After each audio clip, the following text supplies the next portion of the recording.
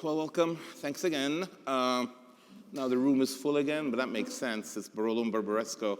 It was nice to see it really full earlier for those rare unknown grapes. How many of you were in the other lecture we did earlier? Yeah, did you like those wines? Was it fun? Pretty good? Yeah, I thought it was really neat just to discover new things. Instead, here we have wines that you all know and hopefully love. Barolo Barbaresco. I'm going to be assisted and helped, and actually they're going to run with the show. I'll just introduce the wines in strictly alphabetical order. Haley Black at my right is Chief Somm at the Tutta Bella restaurants in Seattle, Washington. And on my left, Elise Vanderberg, Chief Somm at Milosh in Las Vegas, best fish restaurant.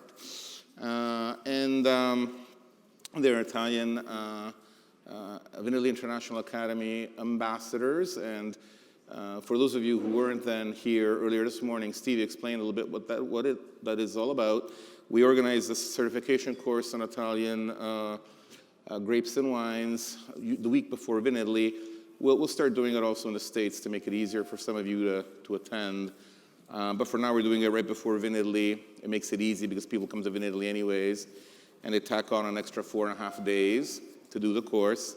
And there's a multiple choice test at the end, and those who get 75 can become ambassadors, and those who get 90 points can sit down for the oral exam and have a chance of becoming expert levels.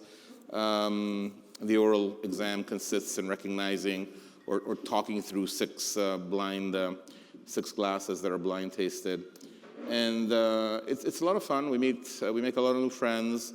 The passing rate is low, 40% for the ambassadors and about 6% for the experts. So you really do need to study. And but the good thing is, yeah, it's 6. Yep, believe it or not. And well, nobody's killed me yet, so it stays low. No, but the idea is that then it creates networking opportunities and business opportunities. In fact, 3 of our 6 experts are now writing our manual for the course, and we're paying them for that. So it's paying them well. So it's also a good business opportunity as well. We want to create knowledge, but we also want to create the opportunity to network and make new friends and hopefully new business opportunities. Anyways, so we have the Crus and the Barolo Barbaresco in general. You know that, I think most of you know, but just I'll gloss over this very quickly. Barolo and Barbaresco historically were never cru wines. That means they were never single vineyard wines. It's very important for a variety of reasons. And to know this, historically producers used to blend grapes from different sites, rightly believing that depending on the vintages, some sites performed better than others.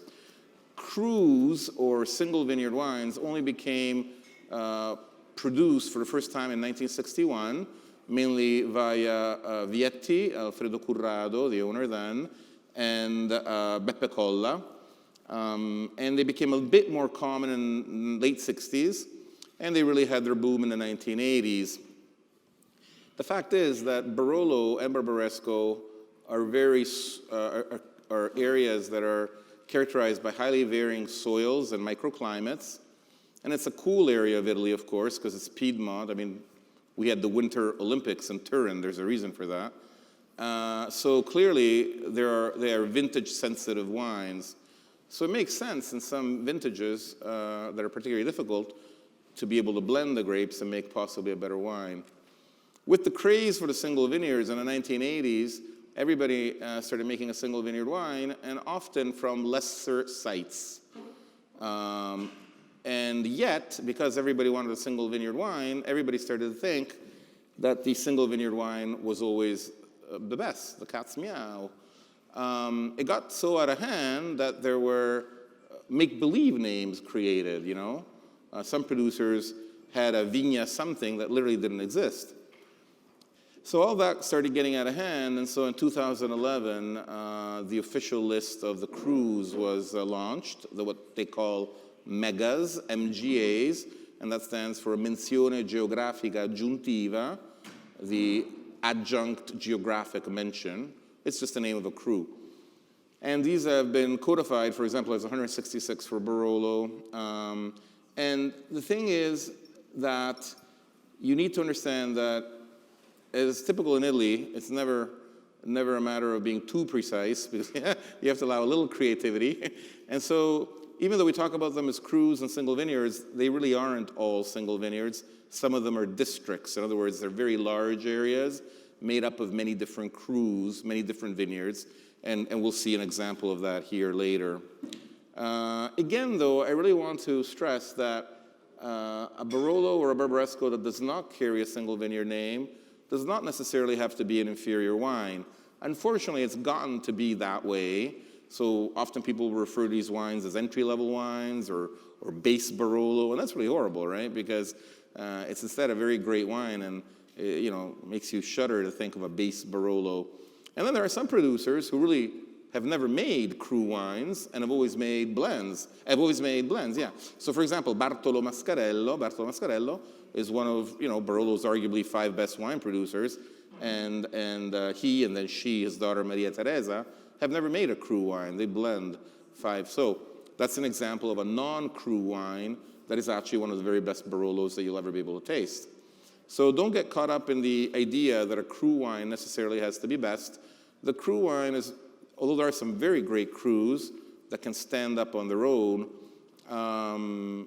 what the cru or the mega, a wine that carries that designation, best exemplifies is really the characteristic of a specific site, which doesn't mean that it's necessarily better than another. It's just different. It's different because the altitude is different, because the exposure is different, because the age of the vines is different, because the rootstocks are different, because even the Nebbiolo biotypes used are different. And so what we're going to see here is we're going to see hopefully 8 very good wines. And there's a couple of blends here too, just so we have them as a parameter. You actually have 9 wines. The 9th wine is off to the side, and that's not written, it's not written on your sheet, but we'll add it in when we get to it. We're going to actually drink that third. The very last thing I'm going to say is Barolo and Barbaresco are just like Bordeaux and Burgundy, made in viticultural areas that have different townships, different communes. So very much like in Bordeaux, we talk of a wine from Margaux or a wine from Saint-Estèphe, and those wines are going to be different because of some basic differences between Margaux and Saint-Estèphe. Or Musigny is different from Corton. It's exactly the same thing with Barolo and Barbaresco. So for example, in Barbaresco, you have 4 townships only, and these are Barbaresco, Neve, Treviso, and the 4th one is routinely called Alba, but in fact it's San Rocco Seno d'Elvio. San Rocco Seno d'Elvio is kind of a cute little town, the birthplace of a Roman emperor, Elvio Publio Pertinace. Didn't last long. He's one of those emperors, only lived for a couple of years before they killed him. but Treviso, a little town that actually gave the birthplace to a Roman emperor. So in the Barbarescos from each one of these areas is different. I'm going to quickly go over Barbaresco because we only have one Barbaresco here. Usually the Barbarescos of Barbaresco are considered to be the most balanced. The ones from Neve are considered to be the richest and most structured. The ones from Treviso are considered to be the most refined, highest in acidity. That's a generalization because there is a section of Treviso that's very high, the highest in all Barbaresco, where the vineyards are at about 500 meters above sea level, close to 2,000 feet above sea level, and clearly those wines are like laser beams of acidity and very fresh. But there is a warmer area of Treviso, and the wines are much more similar to those of Barbaresco and Neve. And last but not least, the area of San Rocco Seno d'Elvio, which is the earliest maturing area. It's really close to Alba, and it's closer to a town. Alba is the biggest town in the Langhe where Barolo and Barbaresco are made. And so because it is closer to the town, there's a warmer microclimate. And you see, there's a method to wine's madness. You get exactly the same thing in Bordeaux. If you know a little bit about Bordeaux, you know the wines of Pessac, especially Pessac, but in general, Pessac-Léognan, will tend to mature earlier than others because that microclimate is much warmer thanks to the fact that Pessac is actually a suburb of Bordeaux. If you've ever been to Château-Haut-Briand, it's in the middle of the city. All of a sudden you see this beautiful long wall, but there's like bakeries and and gas stations right around the corner. So the first wine we're going to drink is the Cantina del Pino Ovello. It's a Barbaresco, and the MGA or cru here is Ovello. Ovello is a cru mega vineyard in the area of Barbaresco. So this is the area that gives the most balanced of all Barbarescos. In fact, within Barbaresco, there are many megas. Some of the most famous Barbaresco crus of all are found in Barbaresco. The two most famous ones are probably Asili and Rabaya. So it's always great to see Rabaya on a label or Asili, because those are really two true grand crus, if you will, of Barbaresco. But there are other ones, and Ovello is one of them. Now, these vineyards, these districts are going to be very different amongst themselves. So even though we're in the area of Barbaresco, where we say the most balanced Barbarescos hail from, in reality, the single crus also have differences. So much like in the area of Chambol-Musigny in Burgundy, Les Amoureuses is going to give you a very different wine from a Les Baudes or a Les Charmes or Les Fessolots. They're all Chambol-Musignys, but these are 4 different vineyards within Chambol-Musigny. They're going to give you 4 different wines. It's the same thing within Barbaresco. The crus within Barbaresco give you different wines. So Ovello is, first of all, the biggest of all the crus in Barbaresco. It's 78 hectares. It's much, much bigger, for example, than Payet. Payet is another cru in Barbaresco, which is only 8 hectares. Or another cru of Barbaresco would be Pora, and Pora is 22 hectares. So Barbaresco has different crus. I told you Asili, I told you Rabaya. And you've got Payet, you've got Pora, you've got Ovello, you've got Rio Sordo. In each one, even though these are the most balanced in theory of all Barbarescos, each one brings something to the table. And Ovello is a very big vineyard, so again, there's going to be differences even within Ovello. But as a brief generalization, Ovello gives you fairly sturdy, fairly chunky, fairly rigid Barbarescos, especially in their youth. So part of the reason is also because it's the most northern of all the Barbaresco megas, and therefore it's got a more rigid also microclimate. So less finesse in Ovello and more structure. It's always been a highly considered site. In fact, the most important man in the history of Barbaresco was a winemaker, a viticulturalist called Domizio Cavazza.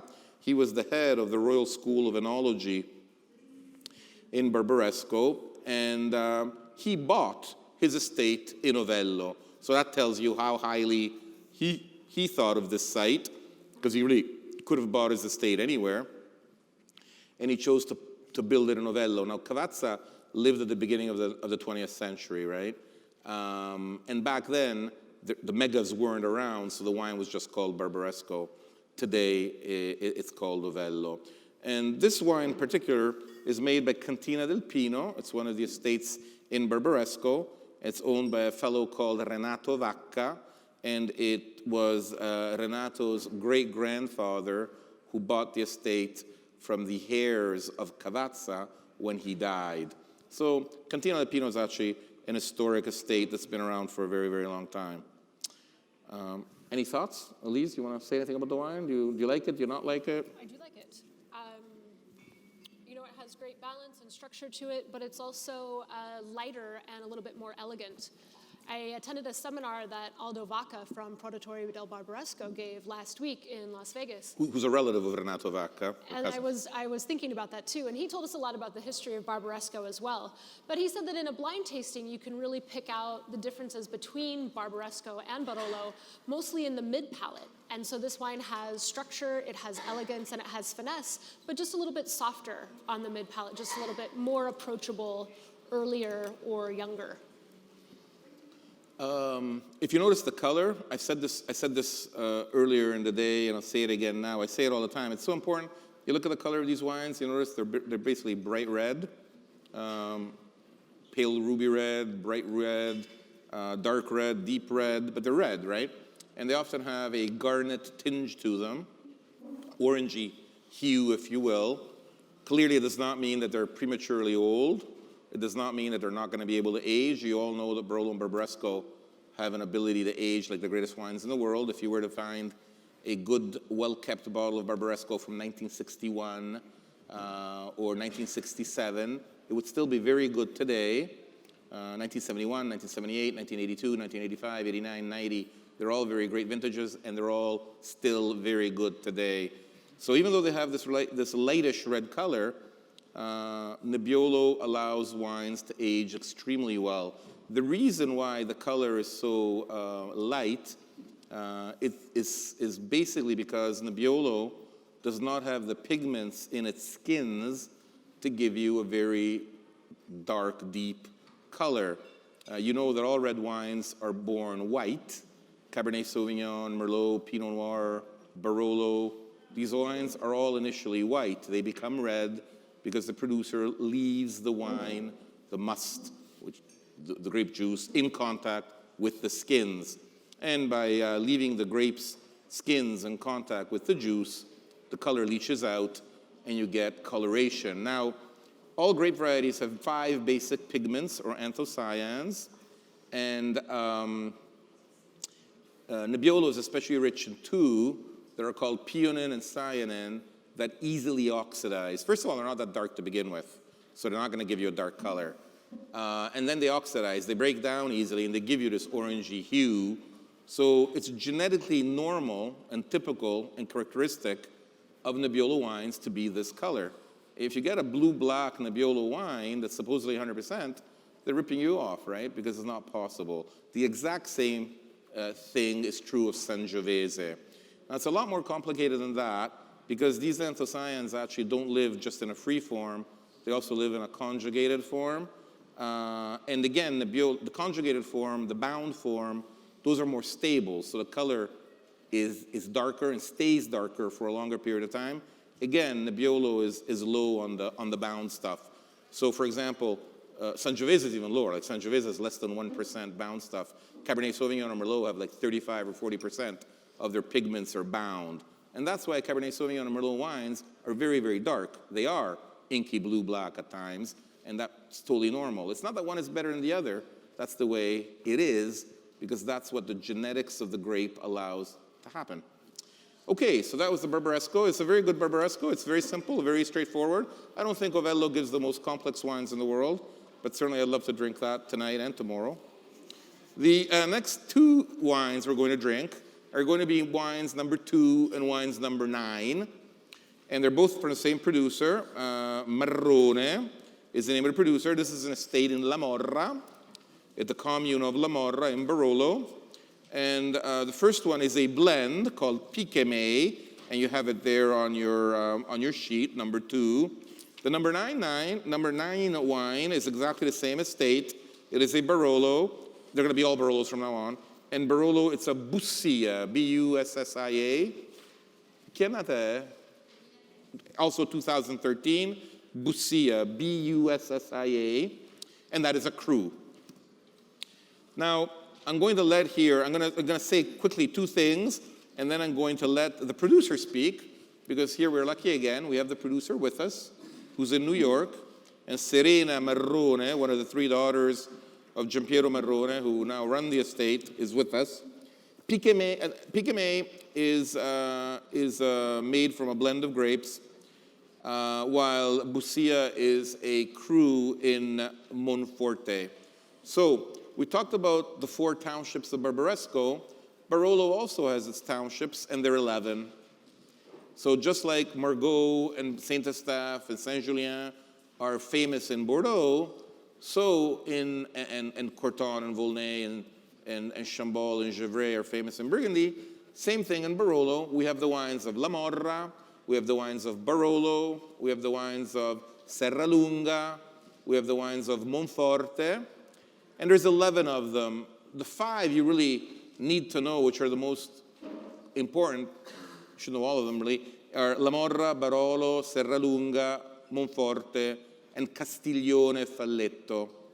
The problem with Italian wines is the words. Imagine a poor Chinese guy pronouncing Castiglione Falletto. I go to China 4 or 5 times a year, and I feel sorry for them sometimes. They're even sorrier for me when I try to talk Chinese. That's really funny. So, but each one of these townships has characteristics that lead to different wines. And I think a lot of you know this stuff, but I'll just go over it just in case. You can ideally divide the Barolo production zone in 2 areas of different geological origin. That's a really gross generalization because, in fact, there are 9 different areas, of which 4 are dominant. But of the 2 main ones, if you were to draw a diagonal line from northeast to southwest, this diagonal line, and you divide the Barolo production zone on the left of that diagonal side, if you imagine the Barolo area to be a circle, let's say, and you put a diagonal line that goes through it, all the stuff on the left tends to produce Barolos that are earlier maturing, earlier ripening, readier to drink. That's a very relative term with Barolo, but let's say 5 to 8 years. While the towns that are on the right of that diagonal line, they tend to give Barolos that are much more deeper, firmer, structured, and live longer. Having said that, all Barolo can live 30, 40, 50 years without a problem, independently of where it comes from. The main reason for these differences is that the soils on the left side of that diagonal line are of a different geological area called Tortonian era. And these are blue marls, very rich in manganese and magnesium, that give wines that are very perfumed and a little earlier developing. While the soils on the right side of that soil are from the Ceravalian period. You will still read Helvetian, that's wrong. It's an old term, it shouldn't be used. Ceravalian, that are much more calcareous, limestoney, rich soils with compacted sands, and these give firmer, richer wines that develop more slowly and usually with higher acidities. There are towns associated with both areas. So the communes of La Morra and the town of Barolo itself are really on the left side of that line. They're on Tortonian soils, so earlier maturing Barolos, while towns like Monforte and Serralunga are on the right side of that dividing line, so therefore on the firmer soils, and they give you slower to develop Barolos. Castiglione Falletto sits right in the middle, so it's often fairly correctly, I think, viewed as a source of very balanced Barolos that are sooner to drink than those of Monforte and Serralunga, but not quite as tardy in their readiness. So I hope that gives you a little bit of a background. The Marrone estate is in La Morra, but the wine number 9 that we're going to drink third is Bussia, and that is in Monforte. And I'll tell you a little bit about that in a second. Serena, eccola. This is Serena. Get up. This is Serena Marrone. Get up. Show who you are. She's timid. Give her a hand to encourage her.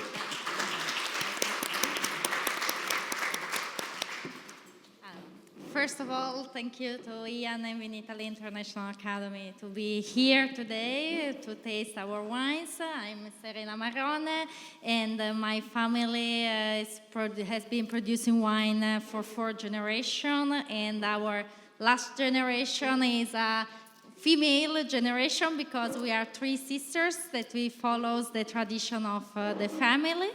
And we are me, Valentina, and Denise. Valentina, she's the youngest, she's the winemaker, and that take care about the vineyards and the cellar with almost maternal love, mixing her ideas with the experience of 40 harvestings of my father, Giampiero. And me, it's more commercial and administration side. And my sister Denise, she's the marketing and welcoming of the cellar because she take care of all tourists, wine lovers that like to know more about our wines.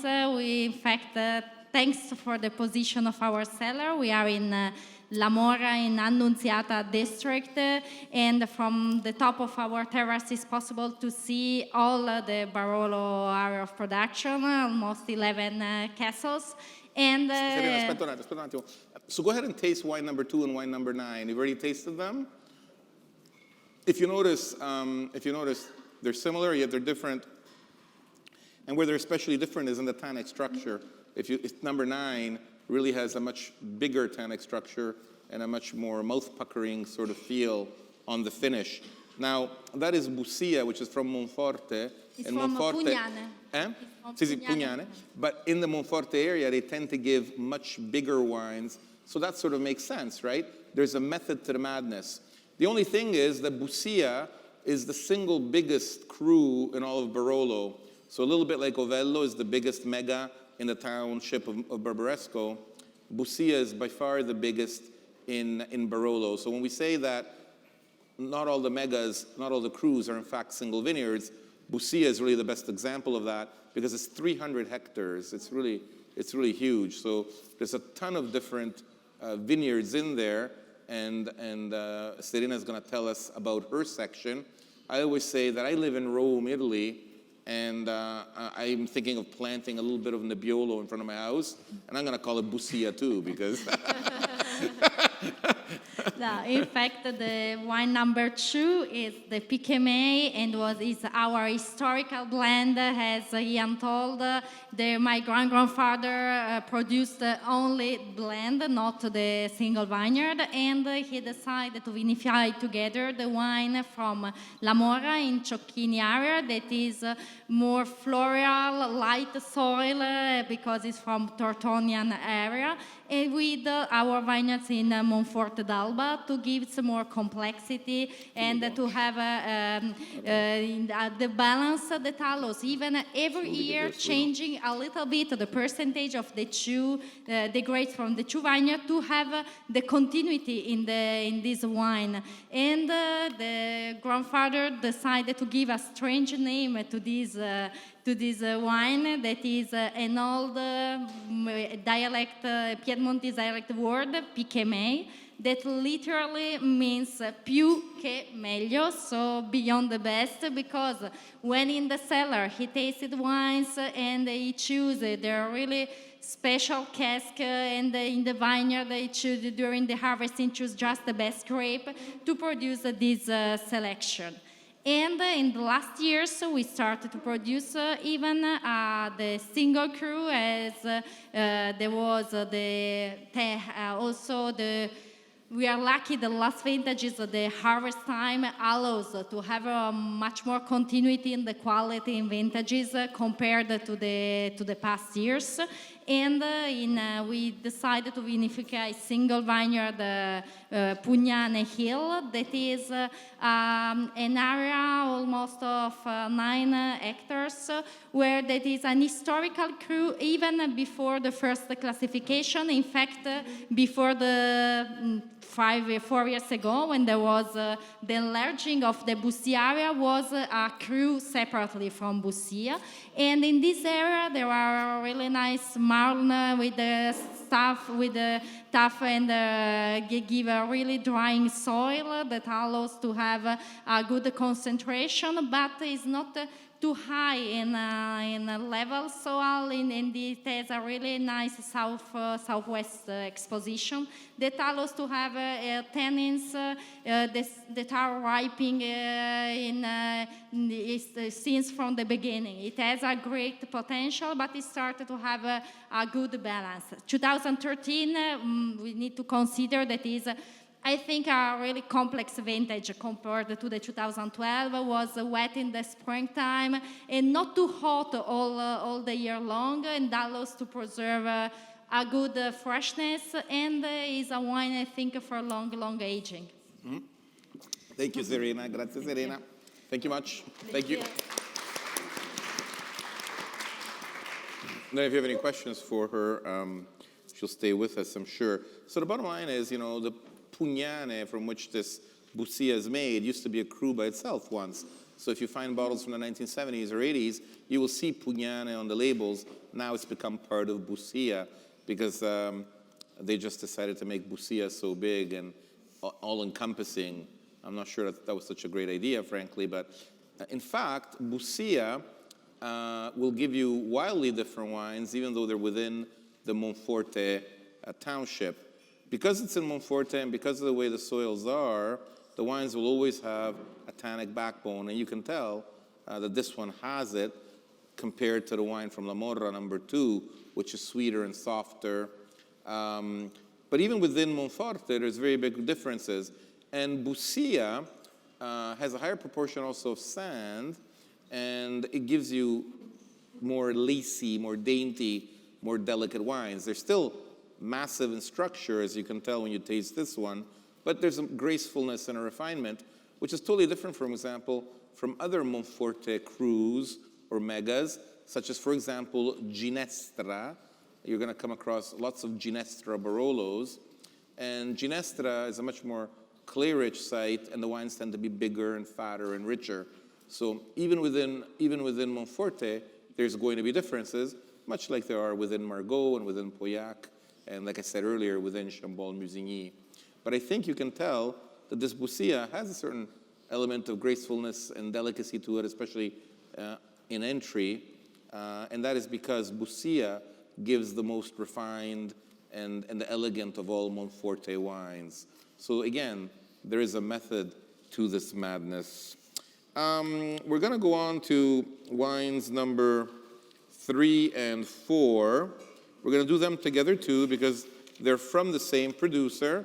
And these two wines I picked just because they're going to give you right away a difference between Crus that's very obvious. These two wines are Barolos made in La Morra by the same producer in more or less exactly the same way. The vineyards are actually very close to each other, so any differences you find here are really derived from the differences in the Crus. The first one is the Rocchette Vino Cru, or Mega, and the second one is the Ruggeri Cru. So wine number 3 is the Rocchette Vino Mega, and wine number 4 is the Ruggeri Mega.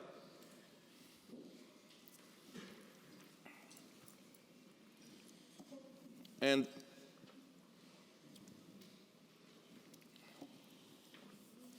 I think you're going to see that there's noteworthy differences between the two. It's very interesting. Rocchette Vino is a cru that is at a higher altitude. It starts at about 280 meters above sea level, which is roughly, 600 feet. And it goes all the way up to about 440 meters, which is, 1,500, 1,700 feet above sea level. So there's a very big excursion. Rocchette Vino is also a big vineyard. It's 35 hectares. And so it can roughly be divided into a northern part and a southern part, and they give slightly different wines. The Ruggeri vineyard close by it is lower lying because it sits at about 240 to 340 meters above sea level. And Ruggeri is always characterized, it has a bit more clay than Rocchette Vino. It's always characterized by bigger mouthfeel and also a very curious balsamic menthol note. It's almost always there in Ruggeri. So almost like a eucalyptus thing. And it really differentiates it from Rocchette Vino. And that's not the producer, it's just the way it comes out in the wine. The interesting thing about these two crus is that they have a different history. And it tells you also how wine changes relative to changing times. It's not a tongue twister. What I mean is that because of climate change, things change. Rocchette Vino, in fact, was never historically considered to be a great Nebbiolo vineyard. If Italy had done its classification and also included a classification of worth or merit, in other words, not just creating crus and megas, but creating also a Grand Cru and a Premier Cru sort of setup, Rocchette Vino would never have been a Grand Cru, and it probably still isn't today. But today it can be rightly considered a Premier Cru, which it would never have been 50 years ago or 100 years ago. In fact, Vino was always very famous for its dolcetto. And one way you can actually figure that out on your own, because the producers won't tell you that, right? If he's making a Barolo from Vino, he's not going to tell you it's a second-rate vineyard. But you can figure that out if you go look and see the official stats on what is planted in the vineyard. Because Nebbiolo allows you to make Barolo or Barbaresco, and therefore make so much money that to plant anything else is really anti-economical. So if they do plant something else in a vineyard, it's because Nebbiolo really doesn't come out very well there. And Vino, interestingly, is planted less than half the Nebbiolo. In fact, about 48% of Vino is planted in Nebbiolo. So that right away tells you it's not a great vineyard for Nebbiolo. In fact, 25% of Vino is planted to Dolcetto. And if we'd done this 10 years ago, that 25% of Dolcetto would have been much higher. With climate change, Vino, which tended to be a bit too cool for Nebbiolo to ripen, Nebbiolo is a late ripening variety. It was often harvested even in November. The thing never ripened, and so Vino was never considered to be a truly great site for Nebbiolo. But that has changed with climate change, and today there's some very, very good Barolos coming out of Vino. This, by the way, is true of other more famous sites too. For example, you also know Elio Altare, right? Elio Altare, famous Barolo producer, who was always famous for his Arborina vineyard. And because Altare is so gifted and so great, everybody has always thought very highly of the Arborina wine, and rightly so, it's a great wine. But in fact, Arborina is really not a great vineyard either, at best a Premier Cru. In fact, Arborina comes from the Latin word arboretus, which means trees and or forest. In fact, it used to be planted to trees and not to vines because it wasn't such a great site. Then Altare is such a gifted man that he's able to make a great wine there. But for example, if you compare Altare's Arborina wine next to his Brunate wine, Brunate is another Cru, another mega, but it's a fantastic one. It really is one of the great, great Grand Crus of Barolo. There's no comparison. The Brunate wine is always much better than the Arborina. I'm just saying this because I go back to what I started with. Don't make the mistake of thinking that just because there's a Cru name on the label, the wine has to be the best of the best. It's going to be a very good wine. It's going to be a very interesting wine. It's going to be a wine that speaks of a specific area, but it doesn't necessarily mean that it's the greatest thing since sliced bread. What do you think of these two wines, Hales? Well, I was excited to taste these just now, just because we have two wines that are going to be a little bit more approachable, right? A little bit more floral, same vintage, same area, but two different sites. And when I was researching these ahead of time, I was looking at kind of the differences in where they're located. And number 4 is a little bit northwest of number 3. Mm-hmm. And so I was actually expecting this one to be a little bit like more supple and attractive, but I actually found that more in number 3. And I don't know, it's kind of exciting to just compare the two that are that similar. Which one do you like better? I think number 3. You like 3? Which one do you like better? Which one's better? 3 or 4? No, which one do you like better? Oh, well, I like them for different reasons, of course, but I find that menthol balsamic note that you mentioned to be particularly attractive in Nebbiolo. Okay. So I lean a little bit more towards number 4, although it is more structured and less. Maybe number 3 is a little bit more approachable. So they both have their merits, but I think number 4. Who likes number 3 better? Raise your hand. Who likes number 3 better? Raise your hand. And who likes number 4 better? Raise your hand. Yeah, it's always the same thing in wine. When you ask people, half say one thing, half say the other, which is good, It's good for the producer. They make 2 wines from 2 sites and therefore have different wines. Okay, so now we're going to do exactly the same thing with 2 other wines that come from radically different sites. Wines number 5 and number 6. Number 5, these are wines by Vaira, very great producer, like like many others in Barolo. He owns vineyards in different communes and makes different wines. This one here, number 5, is the Barolo Bricco delle Viole, which is a Barolo cru. It's actually a small part of Barolo called Vergne, but we won't get too complicated. It's the highest part of Barolo. These vineyards are at about 500 meters, very high up, and it's one of the coolest sites in Barolo. The Bricco delle Viole is called Bricco delle Viole. Bricco means the top part of a hill. Viole means violet, because there are violets growing spontaneously in the vineyard. There's wild violets grow everywhere there. And the Bricco, top of the hill, violets, and it gives this very refined sort of perfumed wine. It's in the Barolo township, which we know to be on Tortonian soil, on the left of that diagonal line. So earlier maturing, earlier to drink. Well, wine number 6 is the Luigi Baudana, and that is from Serralunga. Serralunga is the township in Barolo that gives you the brawniest, toughest, slowest to develop Barolos of all. Hence, it's on the right side of that diagonal line.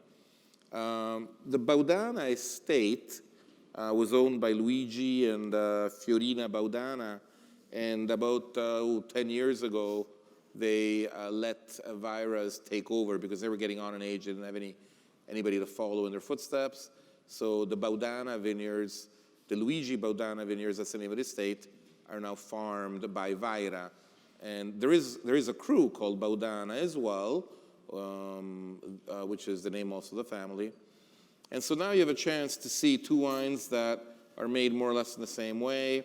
Long macerations, both of these, long times in oak.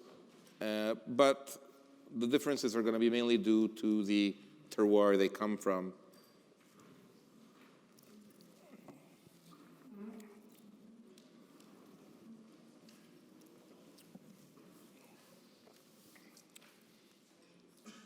Vaira owns about 60 hectares. They also own vineyards in Novello. That's another one of the Barolo townships.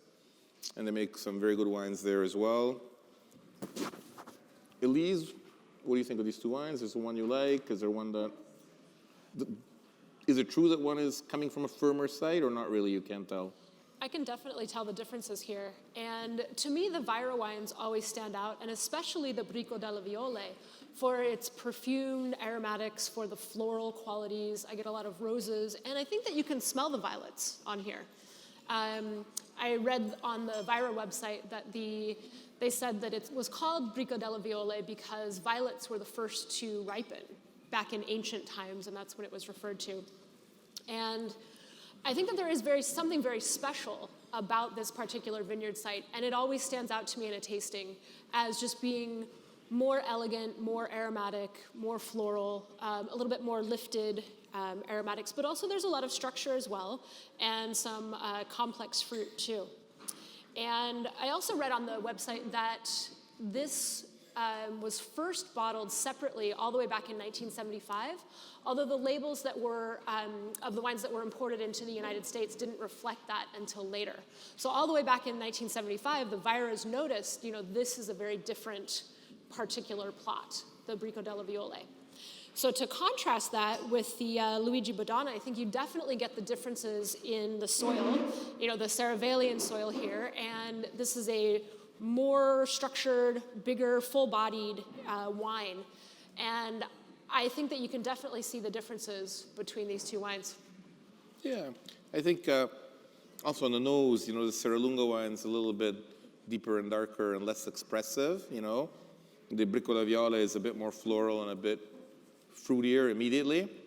It's got quite a bit of structure too, the Bricco delle Viole, because Vaira keeps that 32 months in oak, large oak barrels. So it's not exactly a wimpy wine. So when I say that La Morra wines or Barolo wines develop sooner and are easier to drink, it's always in relative terms, right? Because it's always a Barolo. But certainly it's already a bit more perfumed and a bit more accessible, I think. You think anything, Haley? No? What I love about the Vira wines, and I always notice this when I'm tasting them, is, you know, we talk about the Bricot de Viole, and it does have that elegance, but still has that structure. But then you go to the other soil type, and you're looking for this wine, I think you say tough as nails, but it still has this softness to it too. They can kind of bring it out in both sites, and I love that about their wine, that there's always this kind of elegance that they bring. Well, wine number 7 also comes from Serralunga, so that's why it's sitting at number 7. It gives you a chance to taste another Serralunga wine. Again, another one of those big, brawny, burly ones. This is the Briccolina Mega by Rivetto. And there's only 2 producers of Briccolina wines. There's only 2 producers who bottle a Briccolina Cru Barolo, Rivetto and Battasiolo. Battasiolo is historically the one that is best known or that is most associated with this cru, because they used to make a wine called La Corda della Briccolina. They're not allowed to do that anymore because the vineyard has to be called Briccolina. La Corda is in fact a single vineyard within the Briccolina Mega. In fact, the Briccolina Mega or Cru can be divided into 2 parts. One part that is more or less right around the Corda Cru, and the other part is what follows. The Cru itself is not that big. It's about 18 hectares, and it's situated between 280 and 380 meters above sea level. At 380, that starts to get pretty cool, and it's planted roughly 70% in Nebbiolo, so you know that it's a good site for Nebbiolo. See if you think that it has the structure of wine number 6.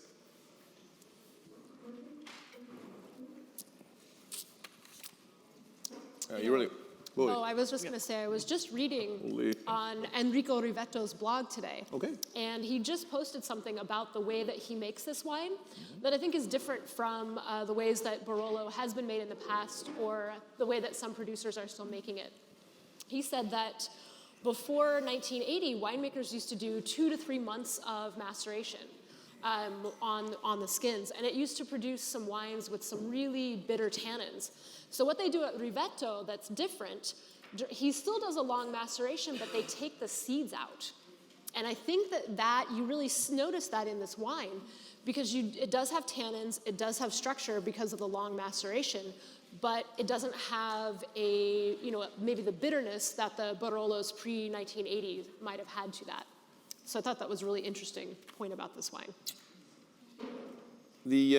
All the wines we tasted, except for the 2 by Serena, are 2012s. 2012s Barolos are not the greatest vintage of the last 10 or 15 years. They're Barolos that all have a certain tannic toughness to them. But there are some lovely wines that were made, and you were able to taste through 2012s that therefore doesn't allow the vintage to have much of a role.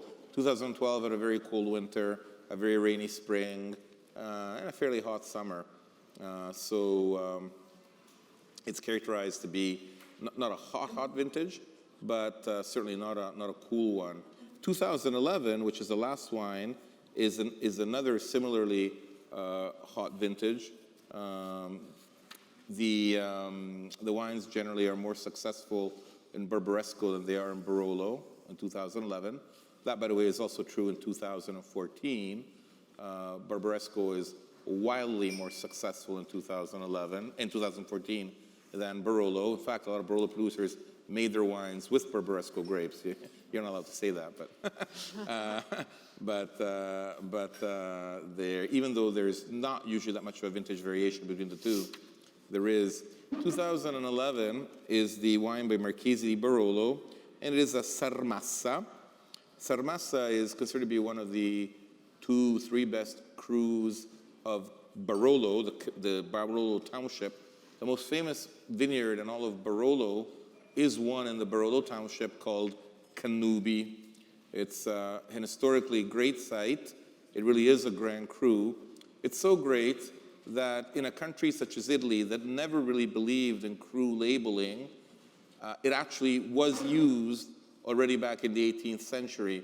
The oldest bottle of Barolo is a bottle of 1752 Barolo that has nothing but Canubi written on it. So clearly Canubi is a site that has historically always been thought of. But the next best site in all of Barolo probably is Sermassa. There are pieces in Barolo of the Brunate Cru and the Cerequio Cru that are for 90% of their extension within La Mora. So we consider them La Mora Crus. So, because otherwise, if not, those two are two of the top 10 sites in all of Barolo. So if we don't consider Brunate and Cerequio to be part of Barolo, but rather part of La Mora, then the two best sites in Barolo are certainly Canubi and Sermassa. But again, there's differences within each cru. Sermassa itself runs from about 240 to 300 meters, so there's not that much in altitude, so there's not that much of a difference in altitude. But what happens is Sermassa, which is a fairly big site, it's about 34 hectares, is actually a series of undulating hills. And that means that there's different exposures within Sermassa, and there are some vineyards that are located in troughs, and some vineyards located on mid-side slopes, and some vineyards located on top of the hill. So in Sermassa, it really depends where your vineyards are located. And by far the best part of Sermassa is the highest part, which is right next to the Cerequio Cru, the one that I just told you is really one of the top 10 in all of Barolo. While the more lower-lying parts of Sermassa that are located closer, for example, to the Liste Mega, the Liste Cru or Mega, those are cooler and less ideal for Nebbiolo. In fact, only about 60% of Sermassa is planted to Nebbiolo. I think actually the exact figure is like 58%, but that tells you right away that not all of Sermassa is as great for Nebbiolo as people believe it is. And the problem is that when these megas were drawn up, these crus were drawn up, they're just too big, you know? But they draw them up big because by attaching the name of a cru to the wine, it makes it more expensive. It's easier to sell because people like the idea of a cru wine. And so in an effort not to tick off too many producers, these crus are a little too big. This is common all over the world, right? If you think of Alsace, there's a very famous cru there called the Rangen, or the Brand. And the original Brand was only 3 hectares large. Today it's over 50 hectares, because when they drew up the new crus in Alsace, they didn't want to tick off anybody off, so they made the Brand a very large cru. So within the Brand, just like within Sermassa, you have undulating hills and slopes and troughs and valleys and peaks. So within the Brand, there's one area, the sweet spot, which is like the Grand Cru, and 2 or 3 Premier Crus, and then even lower quality sites. And it's the same thing in Sermassa. Part of it is very good. It's the highest part. In fact, a producer called Brezza makes a wine called Bricco Sermassa, which is the top part of the hill, just to reiterate that those vines are on the top part of Sermassa and therefore the best part. Sermassa by Marchesi di Barolo is probably their best wine. They also make a Canubi, which is famous, but I think Sermassa is always the best wine that Marchesi di Barolo makes. And Sermassa is characterized also by a minty note, not so much menthol, but more of a minty note, which sets it apart from Canubi. Sermassa has also more clay than Canubi. Canubi is a very sandy site, at least for part of it. And so Canubi is a more refined version of Barolo. Again, Barolo, the township, is on Tortonian soil, so all the Barolos of Barolo are going to be earlier maturity and earlier ripening. But the ones that come from Sermassa tend to be bigger and beefier and some of the brawniest Barolos of Barolo.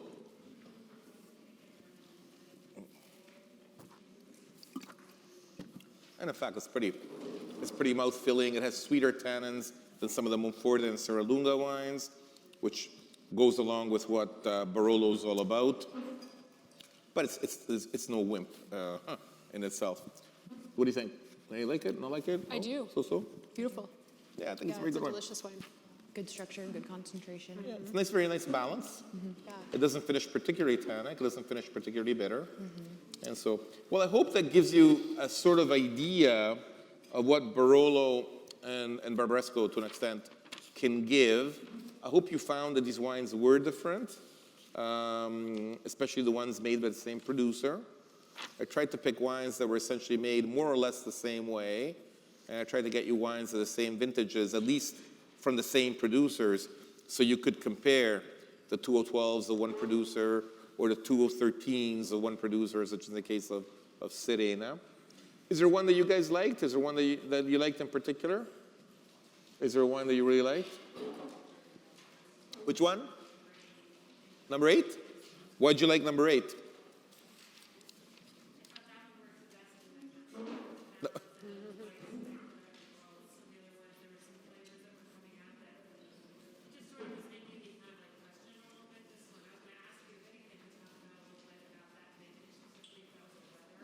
The 2011?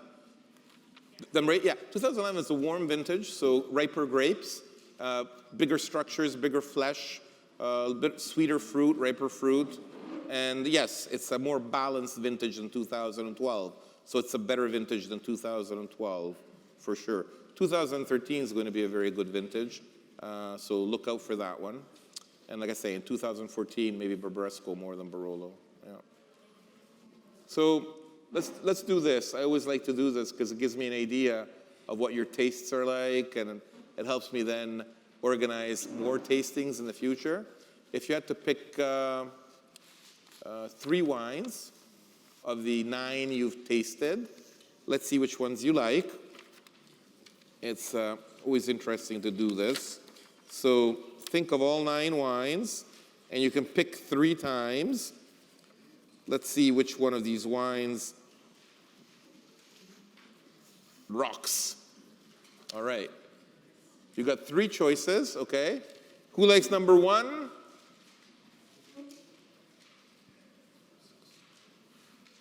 They've lowered the lights in here. I think it's like at the theater. They're trying to tell us we got to get the hell out of here, you know? Yeah. Number 2?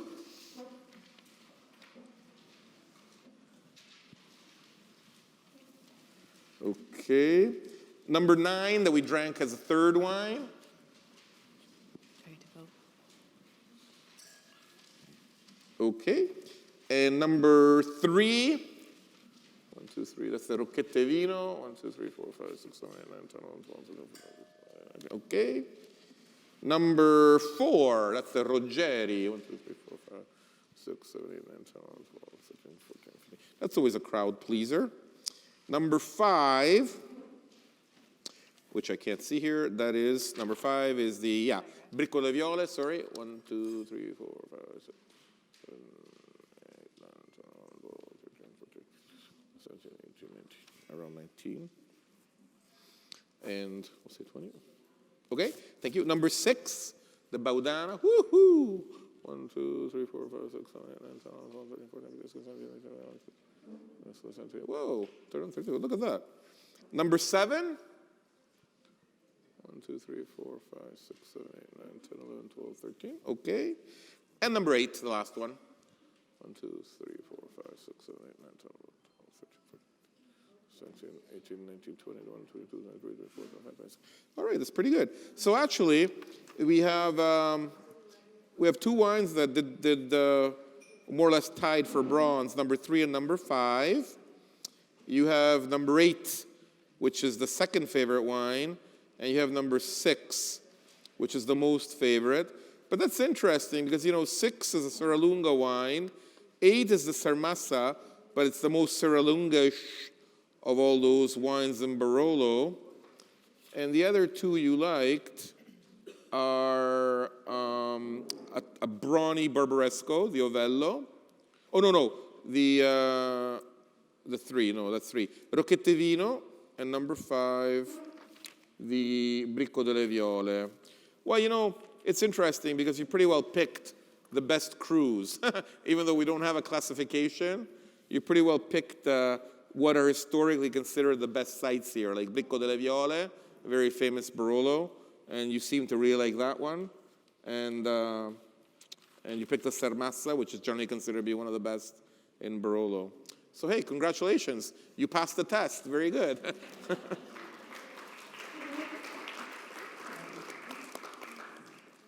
Very good. Cool. Thank you. Thank you, Haley. Thank you, Louise.